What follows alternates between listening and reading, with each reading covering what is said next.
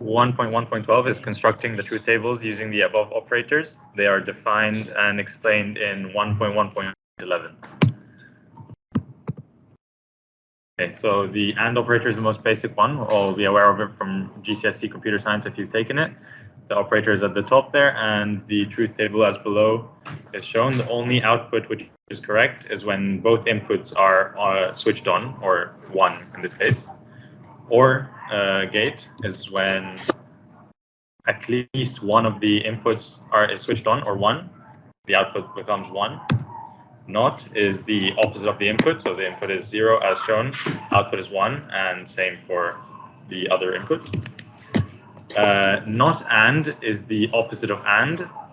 So if we go back to AND, where there's 0 for the output, it becomes 1.